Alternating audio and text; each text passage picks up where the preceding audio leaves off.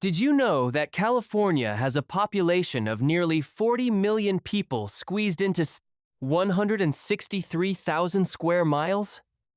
Meanwhile, Montana, a state larger than Japan, has fewer than 1.2 million people spread across 147,000 square miles. But here's the wild part. The Great Plains states Kansas, Nebraska, Oklahoma, the Dakotas cover nearly 500,000 square miles. That's an area bigger than Spain, yet fewer. People live there than live in the Los Angeles metropolitan area alone. In fact, if you drew a line from the Canadian border to the Mexican border straight through America's heartland, from Winnipeg to Monterey, you'd find that over 80% of all Americans live east of the Mississippi River or in the Western Corridor. The vast middle? Almost entirely empty. So why is America's geographic center one of the emptiest places on Earth? So today on Across the Globe, we're looking at why so few people live in the center of RIDE, the United States. We determined this by analyzing population density data from the U.S. Census Bureau, historical migration patterns, climate records, economic indicators, and agricultural productivity across the nation's heartland. We also examined why millions have abandoned these regions despite government incentives to stay. Let's get into it. Zone 0. The weather is absolutely brutal. The data. Tornado Alley spanning Oklahoma, Kansas, and Nebraska experiences more tornadoes per capita than anywhere else on Earth. Over 1,000 tornadoes touch down annually across the Great Plains. Meanwhile, Kansas experiences temperature swings of up to 140 degrees Fahrenheit from winter to summer, and drought conditions now grip 60% of the region. The why. The American heartland sits at a meteorological crossroads. Cold, dry air from Canada collides with warm, moist air from the Gulf of Mexico right above the Great Plains. This creates perfect conditions for severe thunderstorms, hail the size of softballs, and tornadoes that can generate winds over 200 miles per hour. Winter means blizzards that can trap you for days. Summer means dust storms and 110 degrees Fahrenheit heat with no ocean breeze to cool it down. The context. Unlike the coasts, you don't get dramatic scenery to compensate for the coasts. Suffering. No California coastline, no Florida beaches, no mountain vistas. Just flat, open, prairie with nowhere to hide from a supercell thunderstorm. People adapted to this for generations. But once transportation and technology made it possible to leave, they did. #9. There are virtually no natural resources anymore. The data. The Great Plains were once rich in natural resources: buffalo, timber, and fertile soil. Today, those resources are either depleted or relocated. Oil drilling has moved to Texas and North Dakota fracking fields. Coal mining has shifted to Wyoming and Montana. What's left? Agricultural land that requires massive corporate operations to be profitable. The why. By 1900, the buffalo herds that once numbered 60 million had been hunted to fewer than 1,000 animals. Timber was clear-cut and moved east. Gold rushes happened everywhere except the Great Plains, when the Homestead Act opened up free land in the present. 1860s, settlers came, but they didn't find gold, oil, or valuable minerals. They found dirt and grass. By the 1950s, mechanization meant that a single farmer with a tractor could work the land of 20 old homesteaders. You no longer needed villages of people. You needed massive, corporate farms. And those farms? They employ dozens, not thousands. The context. When your region's only resource is farmland, and farming requires fewer and fewer people each year, your population doesn't grow, it collapses. A county that had 50,000 people in 1950 might have 5,000 today, all of them elderly. The young leave because there's no reason to stay. Hashite. Water is scarce, and getting scarcer. The data. The Ogallala Aquifer, which supplies water to 2 million people and 27% of America's irrigation, is being drained 3 times faster than it recharges. In Kansas alone, water tables have dropped 100 plus feet in some areas. By 2050, some models project the aquifer will be partially depleted. The why? The Great Plains receives only 15 to 20 inches of rain annually, half what the eastern United States gets. The entire region survives on groundwater from the Ogallala aquifer, which took 30,000 years to fill. We're draining it in decades. Irrigation has allowed agriculture to thrive in a semi-arid region where it shouldn't naturally flourish. But that water is finite. As aquifer levels drop, wells become more expensive to dig. Farming becomes less profitable. People leave. Small towns that depended on agricultural spending collapse. The context. You're living in a region that's slowly running out of water. Sounds dramatic? It is. Towns like Dalhart, Texas once had thousands of residents. Now the water table has dropped so far that new wells cost $20,000 plus to drill. Farmers are abandoning land. The population is aging and shrinking. Why would young people move somewhere with a ticking time bomb of a resource crisis? #7. The economy is based on one industry, agriculture, and it's automating fast. The data. In 1900, 40% of America's workforce was farmers. Today, it's less than 2%. Across the Great Plains, farms have consolidated from millions of small family operations to thousands of corporate mega-farms. A single John Deere tractor with GPS guidance can now plow more in a day than 50 farmers could in a week. The why? Agriculture shaped the Great Plains economy entirely. Every business, the the wine RSers and Minatory Look Line Road and the role in the magent of the same much for use of go in the Tory Look Line Road and the magent of the hardware store, the grain elevator, the cattle auction existed to serve farmers. When farming technology eliminated 95% of farm jobs, the entire economic ecosystem collapsed. A town of 2,000 people might have 1,000 farms surrounding it in 1950. By 2024, those 1,000 farms have become 50 mega operations owned by corporations. One person can now run what once employed entire families. The result? Economic devastation. The context. Young people graduate high school and face a choice. Stay in their rural town with zero job prospects, or move to Denver, Chicago, or Dallas, where there are thousands of jobs. It's not really a choice. Rural heartland towns now have unemployment. Underemployment rates double the national average. #6. The population has been in decline for 70 years. The data. Since the 1950s, the rural Great Plains has experienced consistent population loss. Counties like Grant County, Oklahoma, have lost 70% of their population since their destined peak. South Dakota lost 100,000 people between 1,990 and 2020.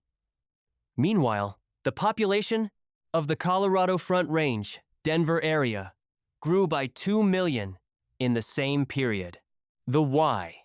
The Great Migration out of rural America started after World War II and never stopped.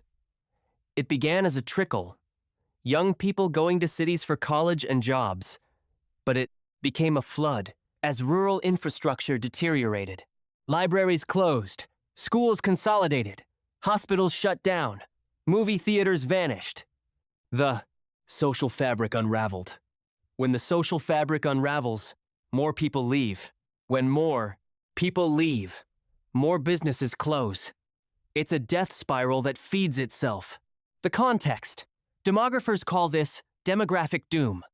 Once a region loses 20–30% of its population, it becomes almost impossible to reverse. You've lost the critical mass needed to support schools, hospitals, and vibrant downtown areas. You become a place where life is increasingly isolated and increasingly difficult. #5. Education and healthcare are becoming impossible to access. The data. Over 60 million Americans live in health professional shortage areas. Much of you the Great Plains qualifies. Meanwhile, rural schools have lost 9,000 buildings since 2000. The average rural school district spends $3,000 less per student than urban districts. In many Great Plains towns, the nearest hospital is 60-plus miles away. The nearest four-year university is even farther. If your kid gets seriously ill, you're driving hours in an ambulance. The why. Hospitals and universities require critical mass. You need enough people to fill beds, attend classes, and support the infrastructure. When rural populations drop below 50,000, hospitals become economically unviable. When they close, that's another reason to leave. Schools follow the same logic. A rural district might have 50 students, which means offering only 8 classes instead of 30. Your kid can't take advanced biology, calculus, or Spanish. Parents who care about education pack up and move to the city. The context. This creates a vicious cycle. Poor education. Brain drain of educated young people. Less political support for education. Worse schools. More people leave. Rural. Communities can't compete with urban areas on this dimension anymore. #4. There's no cultural or entertainment infrastructure. The data. A rural Great Plains town of 5,000 people might have one movie theater. Meanwhile, Denver has 200-plus movie theaters, hundreds of restaurants, dozens of restaurants, music venues, art galleries, and cultural institutions. The cost of bringing entertainment to small towns makes it economically impossible. The why. Culture and entertainment require density. When you have 5,000 people in a 100 square mile area, you can't support a thriving arts scene. A concert that requires 500 people to break even? That's 10% of the town's entire population. The economics don't work. Meanwhile, young people growing up in the age of Netflix, Spotify, and Instagram see what cultural life looks like in cities. They don't want to go back to small towns with one diner and a Walmart. The context. It's not just about fun. Cultural infrastructure correlates with economic innovation. Cities with vibrant arts and culture scenes attract creative people, entrepreneurs, and tech companies. Rural areas without this become cultural deserts, places where the most exciting thing happening is the county fair once a year. #3. Housing is cheap, but the houses are falling apart. The data. You can buy a 3-bedroom house in rural Kansas for $50,000, $80,000. Meanwhile, that same house in Denver costs $400,000 plus. Sounds great, right? Except many of these rural homes are 80-plus years old with crumbling foundations, failing electrical systems, and roofs that leak. Since 2000, the rural housing crisis has worsened. Banks won't finance properties worth $60,000 because the loan origination costs are too high. So people can't buy, even if they wanted to. The housing stock deteriorates faster. The why. Nobody's investing in rural housing because nobody's moving there. Landlords and property owners know the region is in decline, so they let properties rot rather than invest. It becomes a self-fulfilling prophecy. Crappy houses, nobody moves more. Houses fall apart. Even fewer people want to live there. The context. Cheap housing is only valuable if the rest of the region is viable. A $50,000 house in a dying town is a terrible investment. The money you save on housing, you'll spend driving hours to the nearest job, hospital, or restaurant. And in 20 years, your house might be worth $30,000 as the region continues to decline. #2. The land itself is increasingly hostile to human habitation, climate change. The data.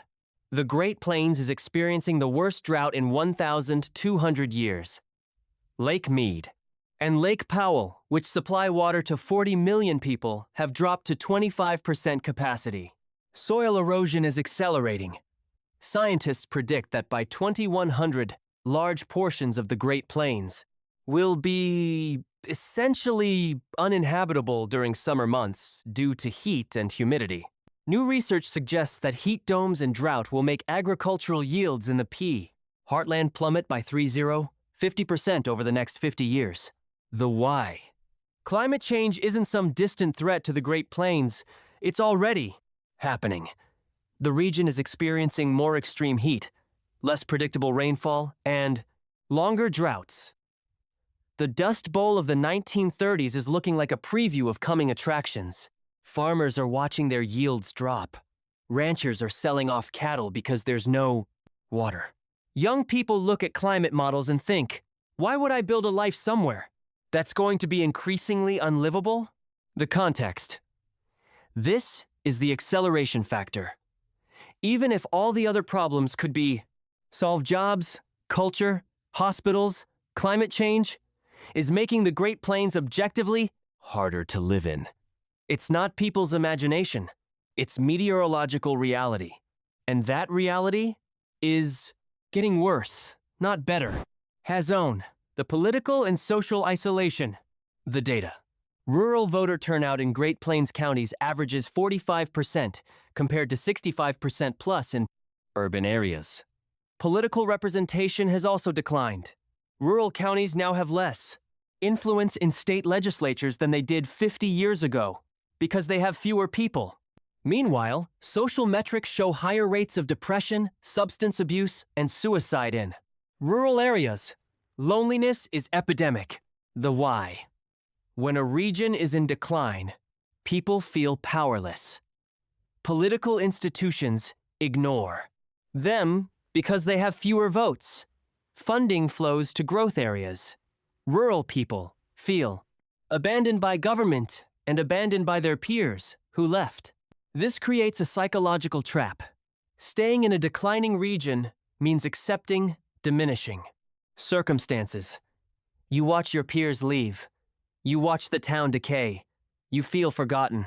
Mental health suffers. The context. This is the deepest reason people leave the heartland. It's not just economic, it's existential. The Great Plains has lost not just people, but identity. It's no longer the place of opportunity it once was. It's become a place people leave. And yet here's the paradox. Leaving makes the problem worse, because every person who leaves makes the region even less viable for those who stay.